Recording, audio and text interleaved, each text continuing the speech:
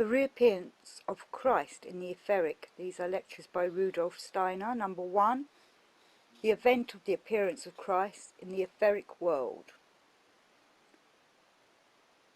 When a person who has concerned himself for some time with the world conception of spiritual science permits the various thoughts, ideas and knowledge he has thereby acquired to work upon him, this knowledge suggests to him the most manifold questions.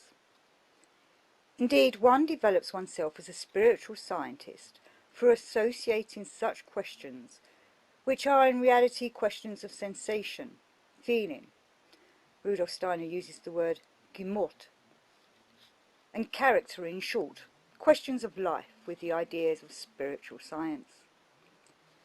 These ideas do not serve merely to satisfy your theoretical or scientific curiosity. Rather, they elucidate the riddles of life, the mysteries of existence. Indeed, these thoughts and ideas become truly fruitful for us only when we no longer merely feel, think, and sense their content and significance, but when, under their influence, we learn to look differently at the world about us. These ideas should permeate us with warmth. They should become impulses in us, forces of feeling and mind. This they do increasingly when the answers that they have obtained to certain questions present us in turn with new questions, when we are led from question to answer, and the answer gives rise to further questions, and so on. In this way we advance in spiritual knowledge and in spiritual life. It will be some time yet before it be possible to reveal in public lectures the most intimate aspects of spiritual life to present-day humanity. But the time is approaching when the more intimate questions can be discussed within our own groups. In this connection, it will continually happen that new members of the Anthroposophical Society may be taken by surprise by one thing or another, and may be shocked. We would never progress in our work, however, if we were not to advance to discussion of the more intimate questions of life out of the depths of spiritual scientific research and knowledge. Today, therefore, though it may give rise to misconceptions on the part of those of you who have immersed yourselves in spiritual life for only a comparatively short time, we shall once more bring before our souls some of the more intimate facts of spiritual knowledge.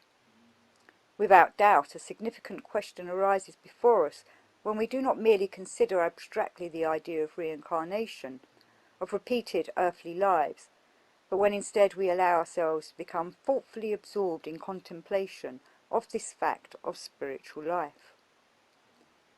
Then, with the answer given to us in reincarnation, which provides such valuable fruit for our lives, there will in turn arise fresh questions. We may, for example, raise the following query. If a person lives on earth more than once, if he returns again and again in new embodiments, what can be the deeper meaning of this repeated passing through life?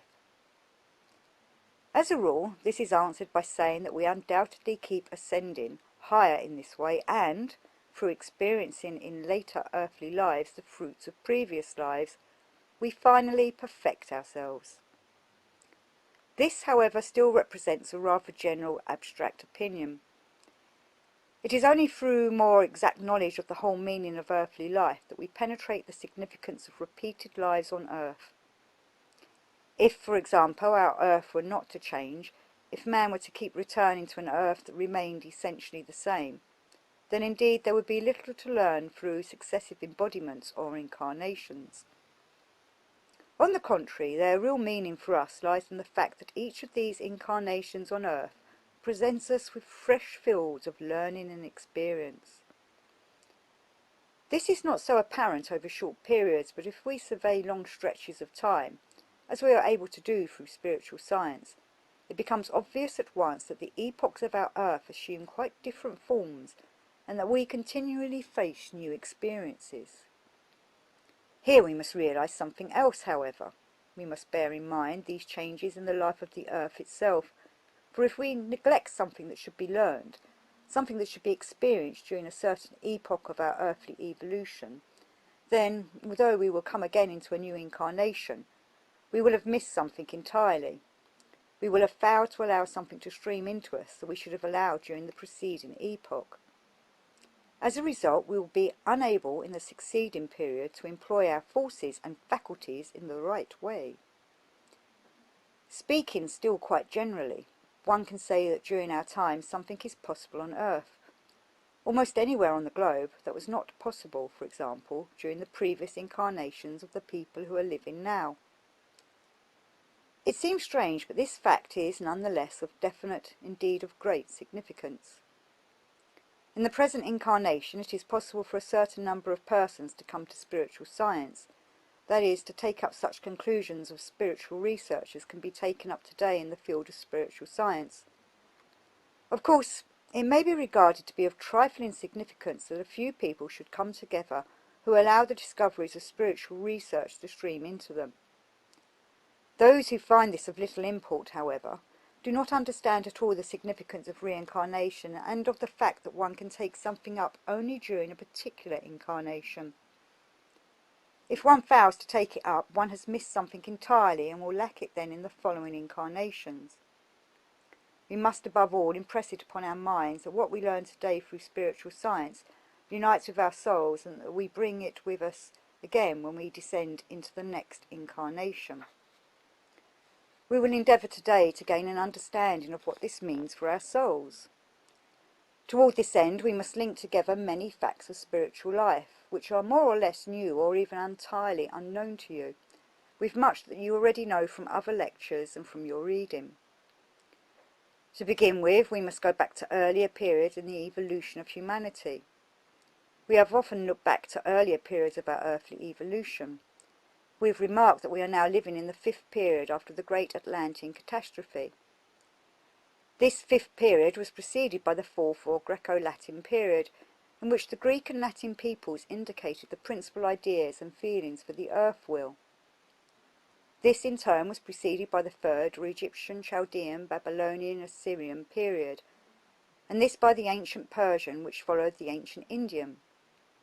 If we delve even further into antiquity, we come upon the great Atlantean catastrophe that destroyed an ancient continent, an ancient mainland, Atlantis, which once extended into the place where today lies the Atlantic Ocean.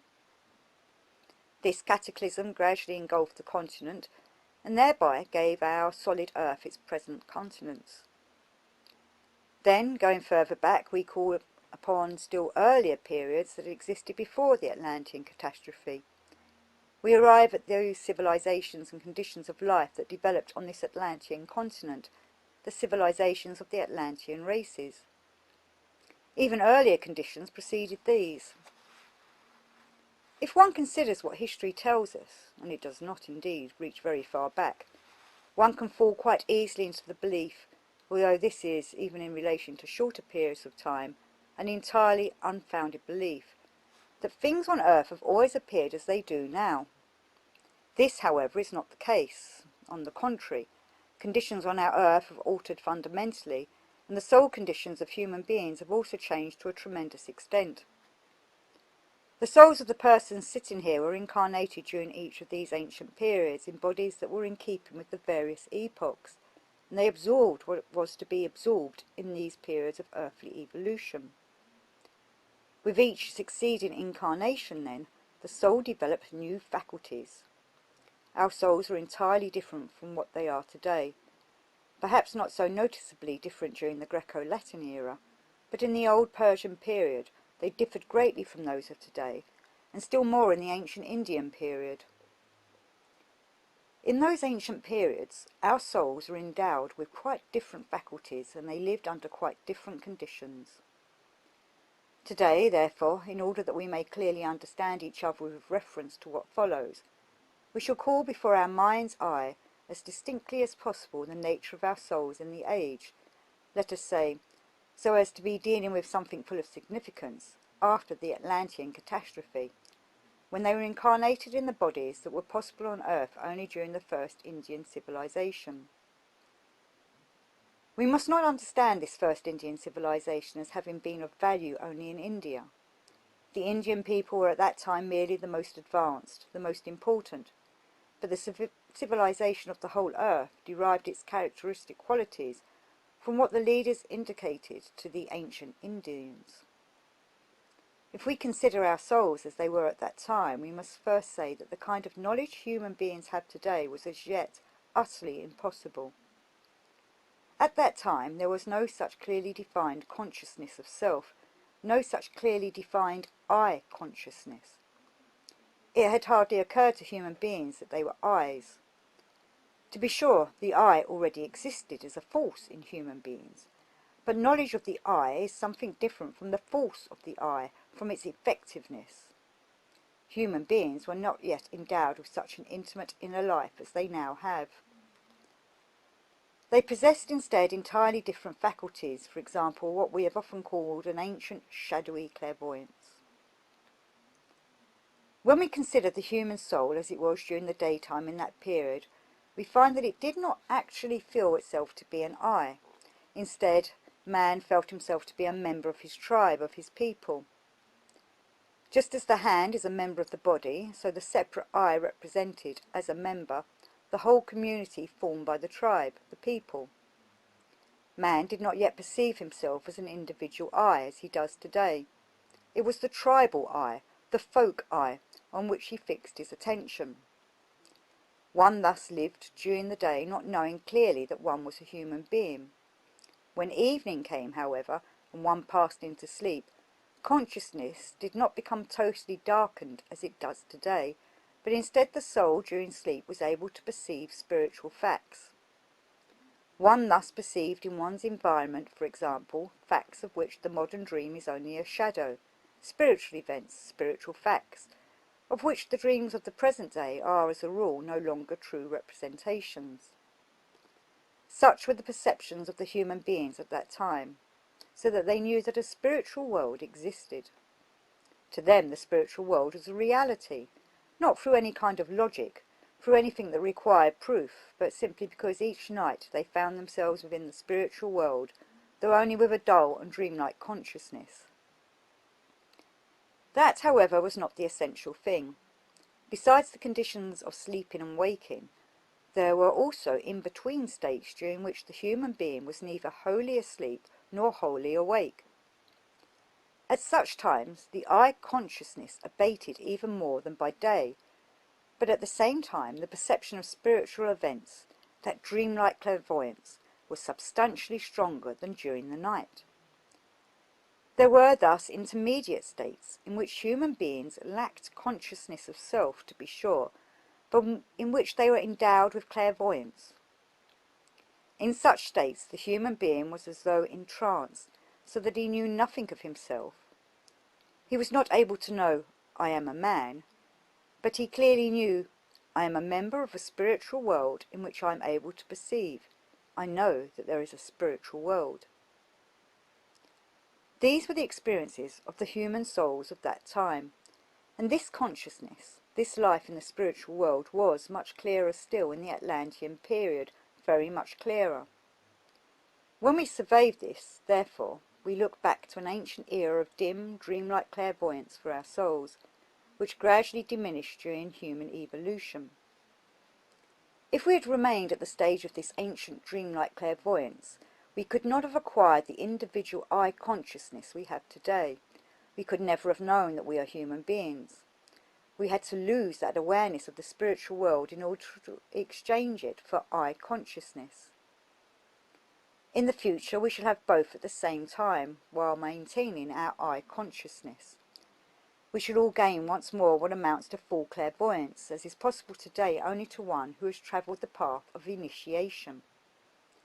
In the future, every person will be able once more to look into the spiritual world and yet feel himself as a human being, as an I. Picture to yourselves again what has taken place. The soul has passed from incarnation to incarnation. At first it was clairvoyant. Later the consciousness of becoming an I grew ever more distinct, and with it the possibility of forming one's own judgments.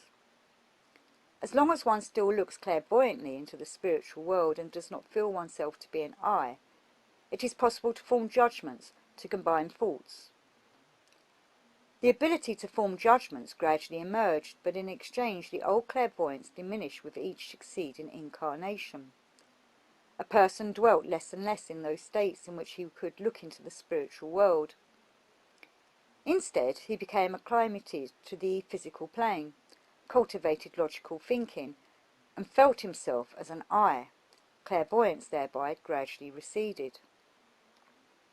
The human being now perceives the outer world and becomes ever more entangled in it, but his connection with the spiritual world becomes more tenuous.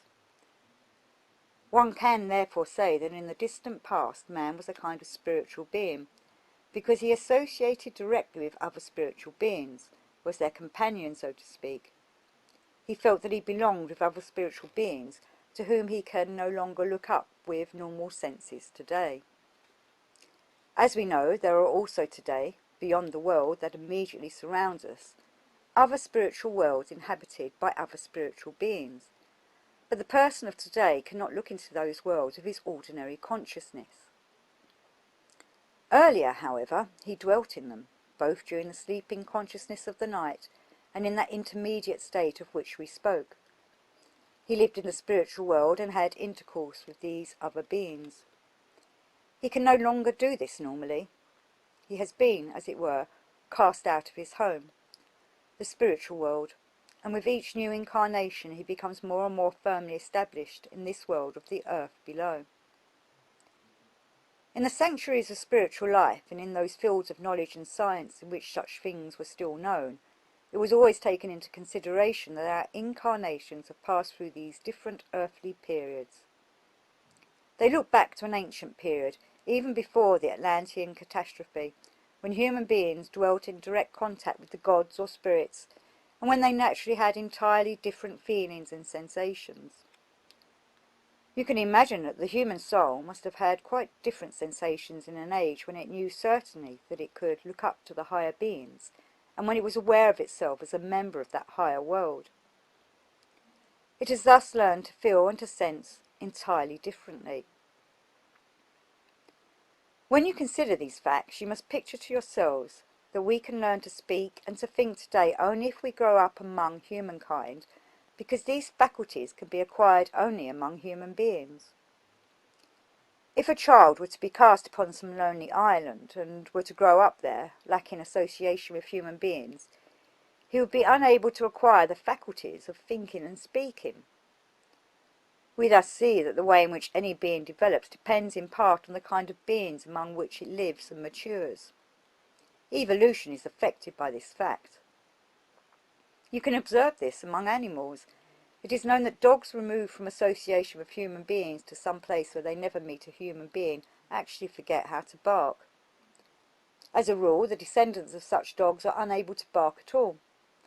Something depends upon whether a being grows up and lives among one kind of being or another kind. You can therefore imagine that it makes a difference whether you dwell on the physical plane among modern human beings, or whether you, the same souls as it were, lived earlier among spiritual beings in a spiritual world that can no longer be penetrated by the normal vision of today. At that time the soul developed differently. The human being had within him different impulses when he dwelt among the gods. The human being developed one kind of impulse among men and another kind when he dwelt with gods. A higher knowledge has always known this. Such a knowledge has always looked back to that time when human beings were in direct intercourse with divine spiritual beings, on account of which the soul felt itself to belong to the divine spiritual world. This, however, also engendered forces and impulses in the soul that were divine spiritual and in a totally different sense from the forces of today. At that time, when the soul still operated in such a way that it felt itself to be a part of the higher world, a will spoke out of this soul that also derived from the divine spiritual world. One could say that this will was inspired because the soul dwelt among the gods. This period, when man was still united with the divine spiritual beings, is spoken of in the ancient wisdom as the Golden Age or Kali Yuga.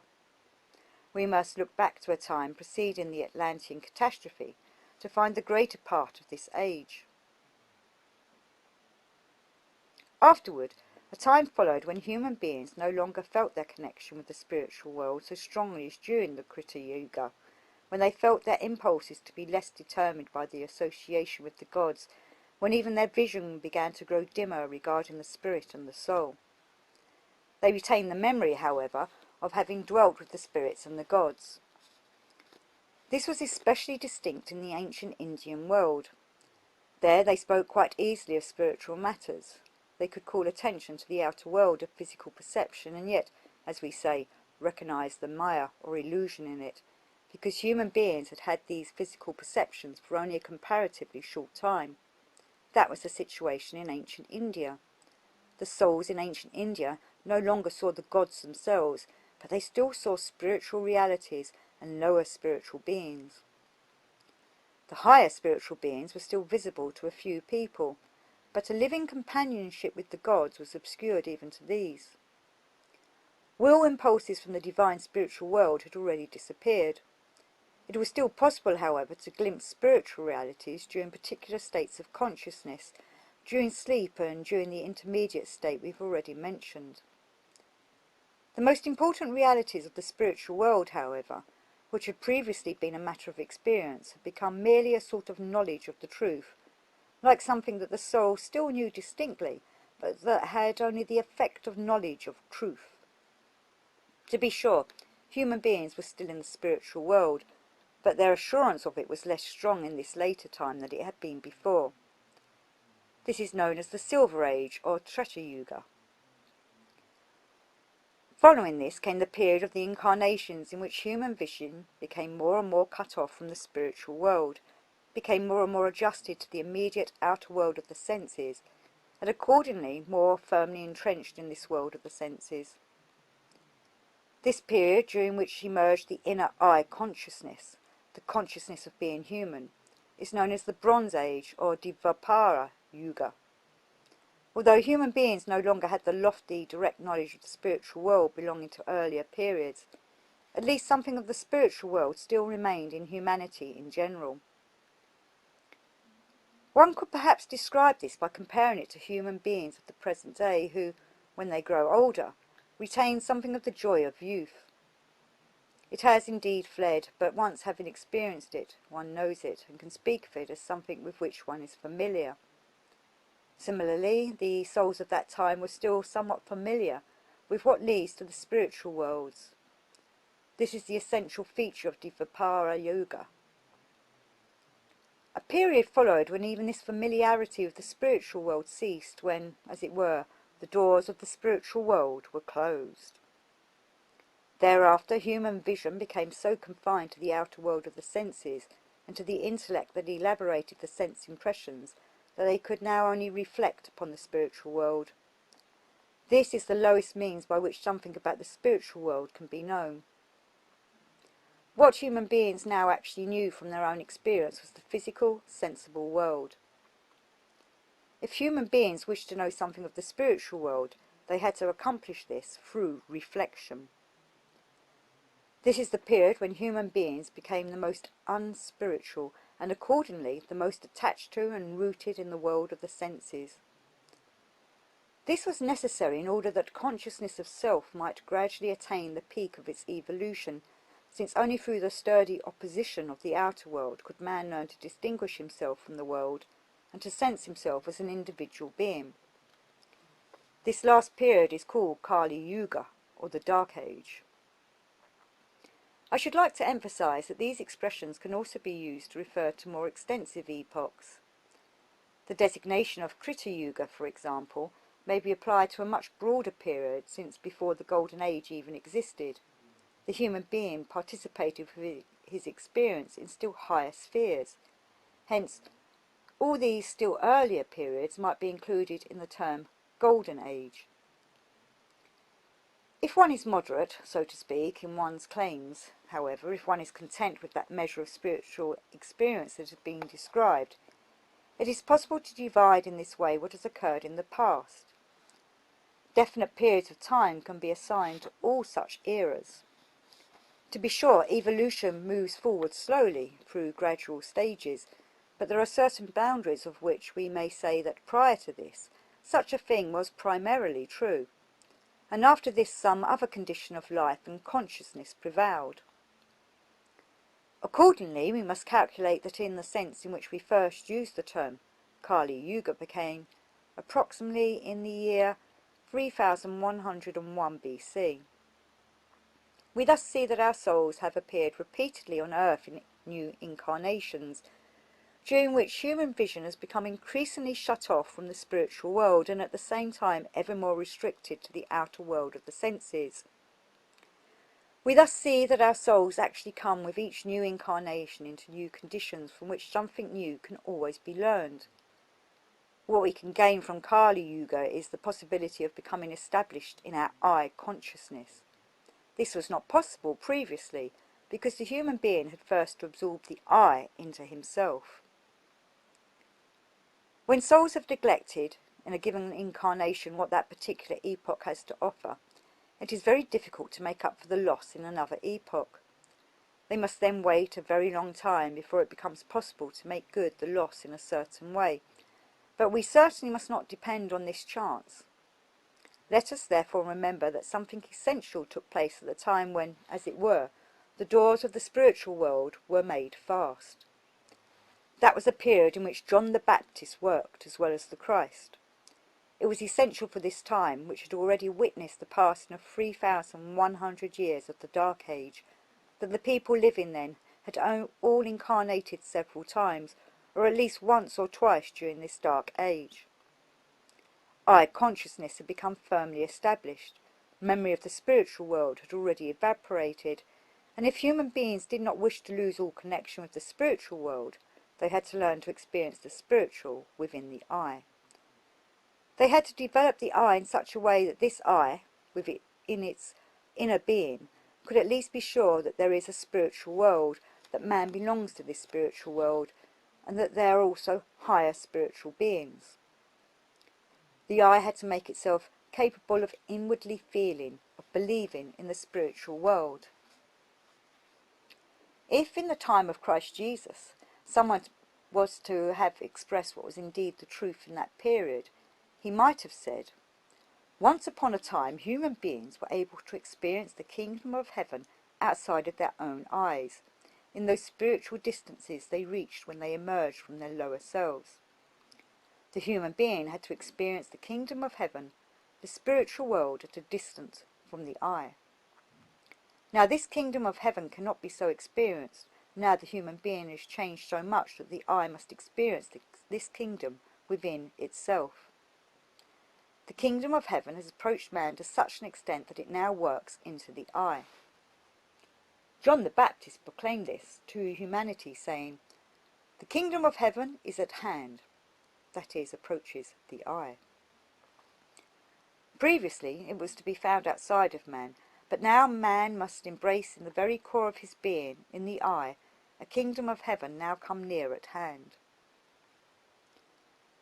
Precisely because in this dark age, in Kali Yuga, man was no longer able to go forth from the world of the senses into the spiritual world, the divine being, the Christ, had to come down into the physical, sensible world. This is the reason that Christ had to descend into a man of flesh, into Jesus of Nazareth, in order that through beholding the life and deeds of Christ on the physical earth, human beings in physical bodies might gain a connection with the kingdom of heaven, with the spiritual world. The period when Christ walked upon earth thus fell into the midst of Kali Yuga, of the Dark Age, when human beings who comprehended their time and did not live in it in a dull and unenlightened way could say to themselves, "It is necessary that the God should descend among human beings in order that a connection with the spiritual world that has been lost can be won again." If there had been no human beings at that time capable of understanding this, capable of establishing an active soul connection with the Christ, all human connection with the spiritual world would gradually have been lost, and human beings would not have accepted into their eyes the connection with the kingdom of heaven. If all the human beings living at such a crucial time had persisted in remaining in darkness, it might have happened that this significant event would have passed by them unnoticed. Then human souls would have become withered, desolate, and depraved. To be sure, they would have continued to incarnate for a time without the Christ, but they would not have been able to implant in their eyes what was necessary for them to regain their connection with the kingdom of heaven. It might have happened that the event of the appearance of Christ on earth could have been overlooked by everyone, just as it passed unnoticed, for example, by the inhabitants of Rome. Among these it was said, "Somewhere in a dingy side street lives a strange sect of horrid people, and among them lives a detestable spirit who calls himself Jesus of Nazareth, and who preaches to the people, inciting them to all kinds of heinous deeds." That is how much they knew of Christ in Rome at a certain period. You are perhaps also aware that it was the great Roman historian Tacitus who described him in such way about 100 years after the events in Palestine. Indeed, it is true not everyone realized that something of the utmost importance had taken place, an event which, striking into the unearthly darkness as divine light, was capable of carrying human beings over Kali Yuga. The possibility for further evolution was given to humanity through the fact that there were certain souls who comprehended that moment in time, who knew what it meant that Christ had walked upon the earth. If you were to imagine yourselves for a moment in that period, you could then easily say, yes, it was quite possible to live at that time and yet know nothing of the appearance of Christ Jesus on the physical plane. It was possible to dwell on earth without taking this most significant event into one's consciousness.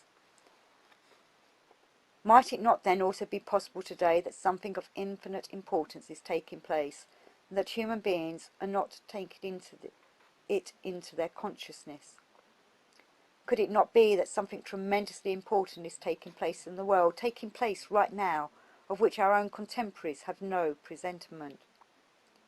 This is indeed so. Something highly important is taking place that is perceptible, however, only to spiritual vision. There is much talk about periods of transition. We are indeed living in one, and it is a momentous one. What is important is that we are living just at the time when the Dark Age has run its course, and a new epoch is just beginning, in which human beings will slowly and gradually develop new faculties, and in which human souls will gradually undergo a change.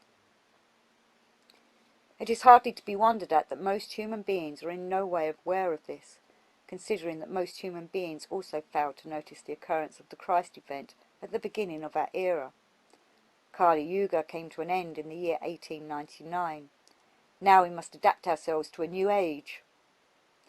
What is beginning at this time will slowly prepare humanity for new soul faculties. The first signs of these new soul faculties will begin to appear relatively soon now in isolated souls. They will become more clear in the middle of the fourth decade of this century, sometime between 1930 and 1940. The years 1933, 1935 and 1937 will be especially significant.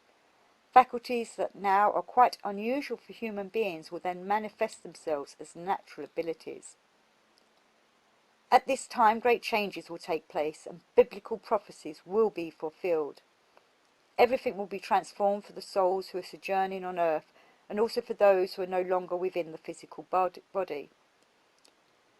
Regardless of where they are, souls are encountering entirely new faculties. Everything is changing, but the most significant event of our time is a deep, decisive transformation in the soul faculties of man. Kali Yuga has run its course, and now human souls are beginning to develop new faculties that, because this is precisely the purpose of the age, will cause souls, seemingly out of themselves, to exhibit certain clairvoyant powers that were necessarily submerged in the unconscious during Kali Yuga. There will be a number of souls who will have the singular experience of having eye consciousness, and at the same time the feeling of living in another world, essentially an entirely different world from the one of their ordinary consciousness. It will seem shadowy, a dim presentment, as it were, as though one born blind were to have been operated on and had his sight restored. Through what we call esoteric training, these clairvoyant faculties will be acquired much more readily, but because humanity progresses, they will appear, at least in rudimentary form, in the most elementary stages, in the natural cause of human evolution.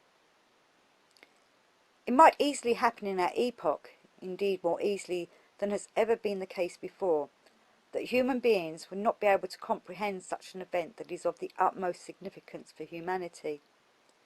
It could be that they would fail to grasp that such a thing is an actual glimpse into the spiritual world, though still only shadowy and dim.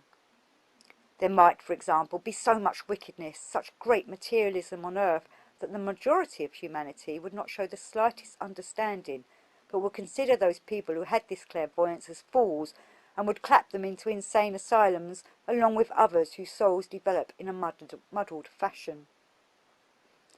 This epoch could pass by humanity without notice, as it were, although we are letting the call sound forth today, even as John the Baptist, as the forerunner of Christ, and Christ himself, once let it resound. A new age is at hand in which the souls of human beings must take a step upward into the kingdom of heaven. It could easily happen that this great event might pass by without the understanding of human beings.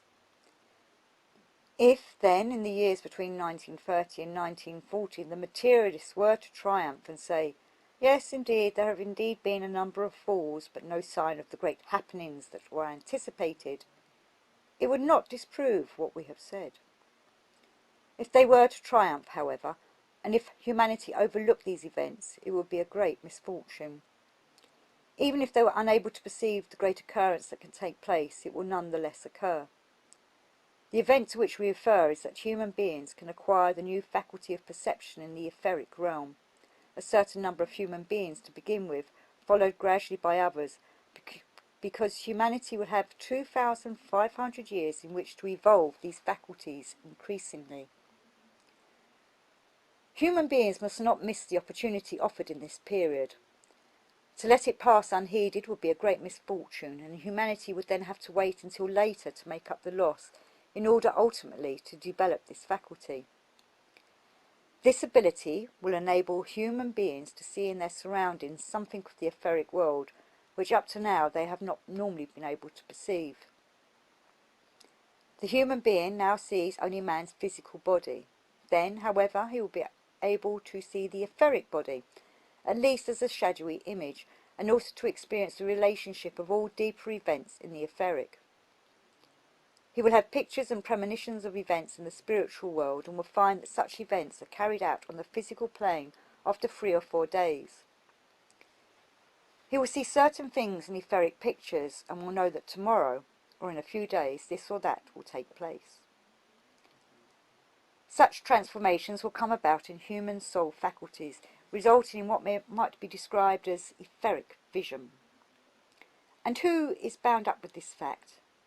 That being whom we call the Christ, who appeared on earth in the flesh at the beginning of our era. He will never come again in a physical body. That event was unique. The Christ will return, however, in an etheric form in the period of which we have been speaking. Then human beings will learn to perceive Christ, because through this etheric vision they will go upward toward him, who no longer descends as far as into the physical body, but only into an etheric body.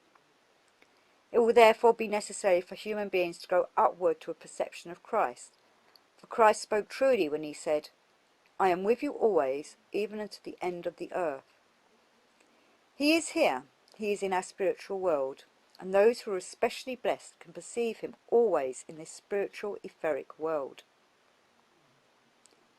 St. Paul was convinced through such perception in the event of Damascus. This same etheric vision will be cultivated as a natural faculty by individual persons. To experience an event of Damascus, a Paul event, will be an increasing impossibility for human beings in the coming period. We thus comprehend spiritual science in a completely different sense.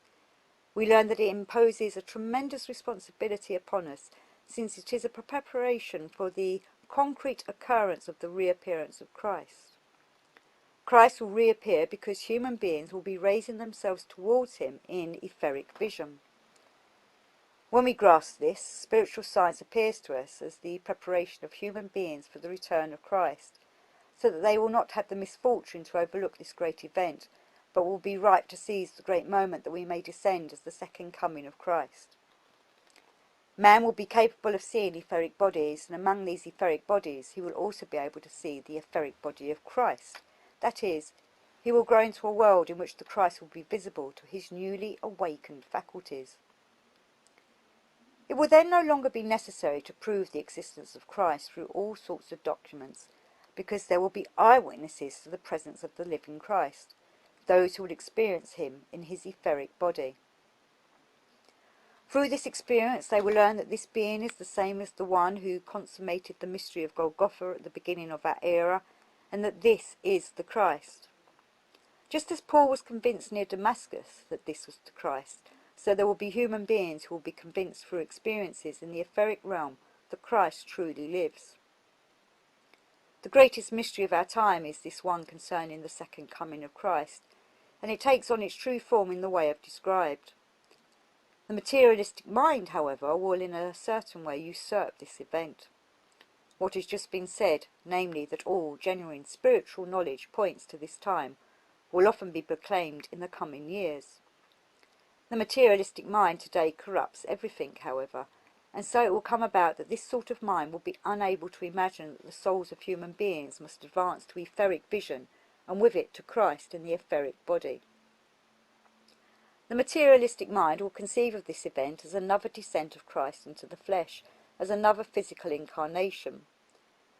There will be a number of persons who in this colossal conceit will turn this to their own advantage, by letting it be known among human beings that they are the reincarnated Christ. Accordingly, the coming period may bring us false Christs. Anthroposophists, however, should be people who will be so ripe for spiritual life that they will not confuse the second coming of Christ in a spiritual body, perceptible only to a higher vision, with such a reappearance in a physical body. That will be one of the direst temptations that will beset humanity. To help humanity overcome this temptation will be the task of those who learn through spiritual science to raise themselves to a comprehension of the spirit, of those who do not wish to drag the spirit down into matter, but to ascend into the spiritual world themselves. It is in this way, therefore, that we must speak of the second coming of Christ, and of the fact that we raise ourselves up to Christ in the spiritual world by acquiring etheric vision. Christ is always present, but he is in the spiritual world. We can reach him if we raise ourselves into that world. All anthroposophical teaching should be transformed in us into the strong wish to prevent humanity from letting this event pass by unnoticed, but rather, in the time remaining at our disposal, gradually to educate a humanity that may be ripe to cultivate these new faculties, and thereby to unite anew with the Christ. Otherwise humanity would have to wait a long time for such an opportunity to be repeated, indeed until another incarnation of the earth. If humanity were to ignore this event of the return of Christ, the vision of Christ in the etheric body would be limited to those who, through esoteric training, prove themselves to be ready to rise to such an experience. But the momentous event, the possibility that these faculties might be acquired by humanity in general, and that this great event might, by means of these naturally developed faculties, be understood by all human beings, would be impossible for a long time to come. We thus see that there is indeed something in our epoch that justifies the existence and the activity of spiritual science in the world. Its aim is not merely to satisfy theoretical needs or scientific curiosity. Spiritual science prepares human beings for this event, prepares them to relate themselves in the right way to their period, and to see with the full clarity of understanding and cognition what is actually there, but that may pass human beings by without being brought to fruition. This is its aim. It will be of utmost importance to grasp this event of Christ's appearance, because other events will follow upon this, just as other events preceded the Christ event in Palestine. So, after the period when Christ himself will have become visible again to humanity in the etheric body, will those who previously foretold him now become his successors. All those who prepared the way for him will become recognizable in a new form to those who will have experienced the new Christ event. Those who once dwelt on earth as Moses, Abraham and the prophets will again become recognizable to human beings. We shall realize that, even as Abraham preceded Christ, preparing his way, he has also assumed the mission of helping later with the work of Christ. The human being who is awake, who does not sleep through the greatest event of the near future, gradually enters into association with all those who, as patriarchs, preceded the Christ event. He unites with them. Then appears once more the great host of those toward whom we shall be able to raise ourselves. He who led humanity's descent into the physical plane appears again after Christ, and leads man upward to unite him once more with the spiritual worlds. Looking far back into human evolution, we see that there is a certain moment after which humanity may be said to be descending even further from its fellowship with the spiritual world and entering more and more into the material world. Although the following image has its material side, we may nevertheless use it here. Man was at one time a companion of spiritual beings. His spirit dwelt within the spiritual world, and by reason of the fact that he dwelt in the spiritual world, he was a son of the gods. What constituted this constantly reincarnating soul, however, participated increasingly in the outer world. The son of the gods was then within man, who took delight in the daughters of the earth, that is, in those souls who had sympathy for the physical world. This in turn means that the human spirit, who had previously been permeated by divine spirituality, sank down into the physical world of the senses. He became the mate of the intellect, which is bound to the brain and which entangled him in the sense world. Now this spirit must find the path by which he descended and, climbing upward again, become once more the son of the gods. The son of man, which he has become, would perish here below in the physical world if he were not to ascend once more as son of man to the divine beings, to the light of the spiritual world, if he were not in the future to find delight in the daughters of the gods. It was necessary for the evolution of humanity that the sons of God should unite with the daughters of men, with the souls that were fettered to the physical world, in order that, as son of man, the human being would learn to master the physical plane. It is necessary for the human being of the future, however, that as the son of man, he shall find delight in the daughters of the gods, in the divine spiritual light of wisdom, with which he must unite himself in order to rise once again into the world of the gods.